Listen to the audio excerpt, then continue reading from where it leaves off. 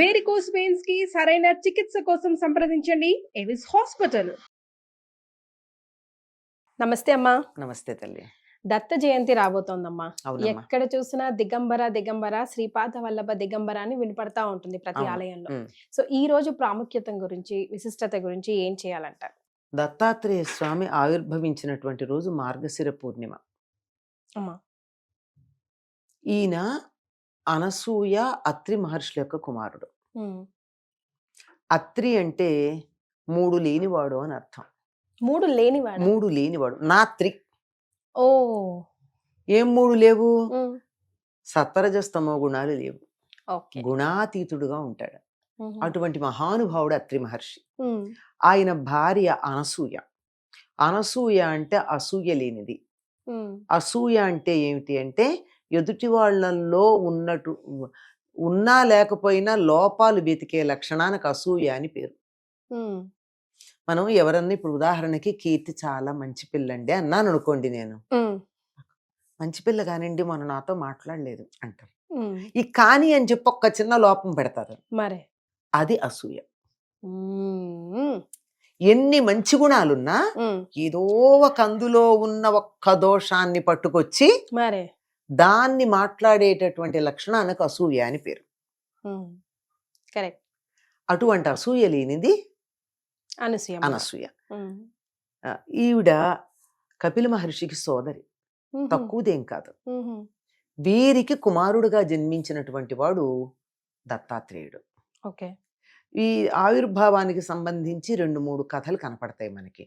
అంటే మొత్తం డీటెయిల్లో తేడా ఉంది కానీ విషయం మాత్రం ఒకటి. అనసూయ యొక్క పాతివ్రత్యాన్ని పరీక్షించాలి అని అనుకున్నారు. ఎందుకంటే త్రిమూర్తుల యొక్క భార్యలకి ఆవిడ గొప్ప పతివ్రత అంటే పరీక్షించాలని కోరికొచ్చింది. ఎందుకంటే వీళ్ళు వెడుతున్న విమానం అనసూయ అత్రుల ఆశ్రమం మించి వెళ్ళలేకపోయింది. ఎందుకు ఆగింది వీళ్ళు ఇలా వెడుతుంటే విమానం అంటే, కింద అత్రి మహర్షి ఆశ్రమం ఉంది, ఆయన తపస్సుకు భంగం కలుగుతుందని ఇక్కడ ఎటువంటి డిస్టర్బెన్స్ ఉండకూడదని చెప్పి ఆయన భార్య ఒక కట్టడి చేసింది అన్నారు. అంత పవర్, అంత శక్తి. అంటే నిజమా, పరీక్ష చేద్దాం అన్నారు. అని భర్తల్ని పంపించారు, ఉన్నారుగా భార్యా విధేయులు, వాళ్ళు వెళ్ళారు. బ్రహ్మ విష్ణు మహేశ్వరులు వెళ్ళారు. అత్రి మహర్షి లేని సమయంలో వెళ్ళారు. వెళ్ళి భవతి భిక్షాందేహి అన్నారు. రండి కూర్చోండి. మా వారు బయటికి వెళ్ళారు. సమిధలు ఎవరు తెచ్చుకుంటారుగా, వెళ్ళారు. వస్తారు కలిపి, లేదు మేము అంతసేపు ఆగలేము, తొందరగా పెట్టమన్నారు. సరేనండి. ఎందుకంటే అతిథి గనక ఇంటికి వచ్చి తింటానని అడిగి తినకుండా వెళ్ళిపోతే ఆ ఇంట్లో జరిగే అనర్థం ఇంత అంత కాదు. అందుకని సరేనండి. సరేనన్నాక వాళ్ళందరినీ కూర్చోబెట్టి వడ్డం చేసింది. మన పద్ధతి ఏమిటంటే కూర్చున్నాక వడ్డం చెయ్యాలి, అంతేగాని వడ్డం చేసా కొంచెం కూర్చోవడం కాదు, ఇది తీసేయి అది వెయ్యి అనడం కాదు. కూర్చోబెట్టి తీరా కూర్చున్నాక వాళ్ళు ఏమన్నారంటే, మేము వివస్త్రగా వడ్డిస్తే తప్ప మేము తినము అన్నారు. తప్పు కదమ్మా. తప్పు కాదు, పరీక్షకు వచ్చారు. మరి తెలిసి అడుగుతారా పరీక్షలో ప్రశ్నలు? తెలియక అడుగుతారా ప్రశ్న అడిగేవాళ్ళు? తెలిసే అడుగుతారు కదా. అప్పుడప్పుడు అవతల వాళ్ళని కన్ఫ్యూజ్ చేస్తారు కదా. అంత మాత్రం వాళ్ళు చెడ్డవాళ్ళేం కాదు, పరీక్ష చేయడానికి వచ్చారు. అంటే సరే దాందేముంది, అందులో బిస్తర్ దగ్గర కూర్చున్న వాళ్ళు లేచి వెళ్ళకూడదు కదా. మీరు నగ్నంగా వడ్డిస్తే భోజనం చేస్తారన్నారు కదా, చేస్తానంది అని వెళ్ళి తను పూజ చేసుకుంటున్న జలం తీసుకొచ్చి మంత్రజలం వాళ్ళ మీద చల్లింది. వాళ్ళు పసిపిల్లలు అయిపోయారు. పసిపిల్లల దగ్గర మొహమాటం ఏముంది, చక్కగా వడ్డం చేసింది, ఔపోసన పోసింది, ఇప్పుడు తినండి అని వీళ్ళు బట్టలు కట్టుకుంది. అయిపోయిందిగా. ఏం చేస్తుంది వాళ్ళ చంటి పిల్లలు అలాగే తిన్నారు. తిన్నాక వీళ్ళని చక్కగా ఉయ్యాల్లో వేసి ఊపుకుంటూ చక్కగా నాకు 3 పిల్లలు దొరికారని సంతోషపడిపోయింది. పడిపోతే అప్పుడు వెళ్ళిన భర్తలు రాలేదని కంగారు పడి ఈ 3 వచ్చారు, సరస్వతి, లక్ష్మి, పార్వతి. వచ్చి మా భర్తలు నీమంటే, అయ్యా నాకు దొరక్క 3 పిల్లలు దొరికారు, వాళ్ళని ఎలా ఇస్తా అని. అంటే అంత మొండితనం కాదు అని, నాకు ఇలాంటి పిల్లలు కావాలి మీ అంశాలతో అని అడిగి. అందుకని వాళ్ళ 3 యొక్క అంశతోనూ వారికి కుమారులుగా ముగ్గురు అంశతో ముగ్గురు కుమారులుగా జన్మించడానికి అంగీకరిస్తారు. అలాగే అత్రి మహర్షి తిరిగి వచ్చిన తర్వాత జరిగింది తెలుసు. ఇందులో వీళ్ళు దాచిపెట్టేది కూడా ఏం లేదు. ఎవరి మనస్సుల్లో వాళ్ళకో సీసీ కెమెరా ఉంటుంది, ఎక్కడేం జరిగినా చూడడానికి. మరి ఎవరి మనస్సుల్లో ఉంటుంది వాళ్ళకి, ఉంటుంది వాళ్ళకి. చేత ఎవరు చెప్పకుండా తెలిసిపోతుంది. సరే అయ్యాక ఆయన వారి యొక్క అనుగ్రహంతో అత్రికి అనసూయకి ముగ్గురు కుమారులు జన్మిస్తారు. ముగ్గురు డిఫరెంట్ డిఫరెంటే. బ్రహ్మగారి అంశతో జన్మించినటువంటి వాడు చంద్రుడు, విష్ణు అంశతో జన్మించినటువంటి వాడు దత్తుడు, తర్వాత శివుడి అంశతో జన్మించినటువంటి వాడు దుర్వాసుడు. ఈ ముగ్గురు కలిసి చివరికి ఒక్క రూపంగా మారిపోయారు. అలా మారినప్పుడు ఏం జరిగింది, ముగ్గురు పిల్లలు ఒకటి కావాలనుకుంటే ముగ్గురు ఏమిటిది అని చెప్పి వాళ్ళు అనుకునే లోపల ముగ్గురు కలిసిపోయారు. అందువల్ల దత్తాత్రేయుడు అయ్యాడు. నేను మీకు దత్తుణ్ణి అయిపోయాను అని చెప్పాడు ఆయన. అందుకని ఆత్రేయుడు అంటే అత్రి మహర్షి యొక్క కుమారుడు. వీళ్ళకి ఇలా దత్తమైపోయిన వాడి జరిగింది ఎప్పుడు అంటే మార్గశీర్ష శుద్ధ పూర్ణిమ. అందుకని ఈనాడు దత్త జయంతిగా మనం భావించుకుంటూ ఉంటాం.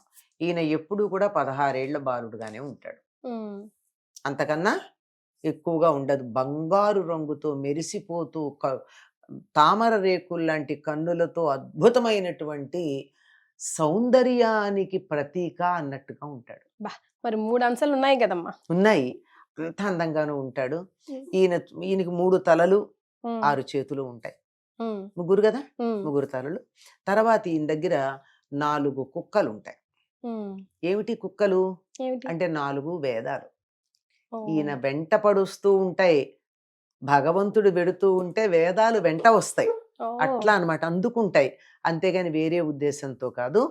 ఈయనకి స్మర్తృగామి అని పేరు. స్మర్తృగామి, ఎవరు తలుచుకుంటే వాళ్ళ వెంట వస్తాట ఆయన. స్మృతి అంటే గుర్తు చేసుకోవడం, స్మర్తృ అంటే గుర్తు చేసుకున్నవాడు. స్మర్తృగామి, ఎవరు గుర్తు చేసుకుంటే వాళ్ళ వెంట పెడతాడు ఈయన. తలుచుకున్నంత మాత్రాన ఉంటాను అని చెప్పాడు. అన్ని అవతారాలకి పరిసమాప్తి ఉంది, ఈ ఒక్క అవతారానికి పరిసమాప్తి లేదు. అవునా? శాశ్వతంగా అలాగే ఉంటాడు. పరిసమాప్తి లేనటువంటి అవతారం, పూర్ణమైనటువంటి గురుతత్వం ఒక్క చోట ఏకీకృతమైనటువంటిది దత్తాత్రేయ స్వరూపం. సో మనం ఎలా పూజ చేసుకోవాలమ్మా ఈ రోజులో? ఏముందమ్మా, అందరిలాగానే పూజ చేస్తాం. కాకపోతే ఈయన మర్రి చెట్టు దగ్గర, మేడి చెట్టు దగ్గర ఉంటాడని చెప్తారు కదా. మేడి చెట్టు దత్తాత్రేయుడికి నివాస స్థానం అని ఆయనకి రిప్రజెంటేటివ్ గాను చెప్పుకుంటూ ఉంటారు. మనం చెప్పుకునే పంచవటాల్లో కూడా ఈ మేడి చెట్టు ఒకటి ఉంటుంది. ఈ రోజు ఆయనకి మామూలుగానే పూజ చేసుకుంటాం, అందరు చూసుకున్నట్టే చేసుకుంటాం. మామూలుగా వీలైన వాళ్ళు అభ్యంగన స్నానం చేస్తారు, లేని వాళ్ళు మామూలుగా చెయ్యలేని వాళ్ళు మామూలు స్నానం చేస్తారు. స్నానం చేసిన తర్వాత చక్కగా షోడశోపచార పూజా విధానం ఉంది, ఆ విధానం ప్రకారం చేస్తారు. కొంతమంది దత్త చరిత్ర పారాయణ చేస్తారు, దత్త కవచం, దత్త చరిత్ర పారాయణం ఉన్నాయి. దత్తుడికి సంబంధించిన స్తోత్రాలు ఉన్నాయి. అవన్నీ ఎవరికి ఎంత శక్తి ఉంటే అంతవరకు. ఏ గురువైనా ఇంతో అంతో దత్తుడి యొక్క అంశ లేకపోతే ఆయన గురుస్థానంలో ఉండి శిష్యులను ఉత్తమ మార్గంలోకి నడిపించటం జరగదు. కనుక అందరు గురువులకి గురువైనటువంటి వాడు దత్తాత్రేయుడుగా చెప్పబడుతూ ఉంటాడు. అంటే ముఖ్యంగా ఈ రోజుల్లో నెగిటివ్ పవర్ ఎవరికైతే ఉందో, మనలో ఉంది అనుకుంటారో తాంత్రిక విధానంలో, అలాగా అవన్నీ పోతాయి అంటారు. ఫర్ ఎగ్జాంపుల్ ఇప్పుడు గాంగాపూర్ టెంపుల్ చూసుకుంటే పౌర్ణమి రోజు విచిత్రాలుగా మనకు అనిపిస్తుంటది అక్కడ చూస్తుంటే. అప్పటి వరకు నార్మల్ గా ఉంటారు, ఎప్పుడు ఎవరు ఎక్కడ ఎలా స్పందిస్తారో తెలియదు. సో ఆ ఒక్క ఆరతి రోజు అట్లా అక్కడ ఉంటే గనక పౌర్ణమికో అమావాస్యకో ఆ నెగిటివ్ అంతా తీసేస్తాడు అని అంటూ ఉంటారు కదా. అవునమ్మా, అన్ని చాలా శక్తిమంతుడమ్మా. ఆ కాలం నుంచి ఈ కాలం దాకా ఎప్పుడో జరిగిన అవతారం ఇది. అప్పటి నుంచి ఇప్పటిదాకా కూడా అందరినీ తలుచుకున్నంత మాత్రాన అనుగ్రహించడానికి సిద్ధంగా ఉంటాడు. మీరు అన్నట్టు చిత్ర విచిత్రం అంటే లోపల ఏదో ఉంటుంది. వీళ్ళు అక్కడ ఆయన్ని ప్రార్థించంగానే ముందు మన ఇంట్లో ఫ్లిట్ కొడితే మోరీల్లో నుంచి బొద్దింకలు బయటకు వచ్చినట్టు వీళ్ళల్లో నుంచి ఆ చెడ్డ భావాలన్నీ బయటకు వచ్చేస్తే ఇంకా మళ్ళీ లోపల ప్రవేశించమని చెప్తారు. చాలా విశిష్టమైనటువంటి విషయం. అసలు కలియుగానికి ఈయన్ని మించినటువంటి దైవం లేడని, అందరినీ ఉద్ధరించడానికి ఉన్నటువంటి వాడని, ఆయన్ని దిగంబరుడుగానే ఉంటాడమ్మా నిరంతరం. ఆ ఆయనకి దిగంబరుడు అంటే అర్థం ఏమిటి? నగ్నం అని మనం అనుకుంటాం. ఆయన కట్టడానికి బట్ట లేదు. విశ్వమంతా వ్యాపించిన వాడికి ఎంత బట్ట కడతాం మనం? మరే దిక్కులే ఆయనకు అంబరాలు. అంబరుడు దిగంబరుడు. ఈ దిక్కులన్నీ ఆయనకి వస్త్రాలుగా, ఈ సృష్టి అంతా తాను వ్యాపించుంటే ఈ మొత్తం అంతా ఆయనకి వస్త్రాలుగా ఉంటాయని, అది దిగంబర శబ్దానికి అర్థం. అందుకని అంతగా వ్యాపించి ఉన్నటువంటి దిగంబర దిగంబర శ్రీపాద శ్రీవల్లభ దిగంబర అని అంటూ. పైగా అదృష్టం ఏమిటంటే శ్రీపాద శ్రీవల్లభులుగా అదే దత్తాత్రేయుడు మనకి పీఠికాపురంలో అవతరించడం జరిగింది. తెలుగు వాళ్ళ అదృష్టం. తెలుగు వాళ్ళ కన్నా కూడా అక్కడికి మహారాష్ట్ర నుంచి వచ్చి చేసేటటువంటి వాళ్ళు ఆయన అర్చించుకునే వాళ్ళ సంఖ్య మీకు ఇంకా పిఠాపురం వెళ్ళినట్టయితే తెలుగు వాళ్ళ కన్నా మహారాష్ట్ర అవునమ్మా. రైట్. చాలా సంతోషం అమ్మా. ధన్యవాదాలు. అమ్మా.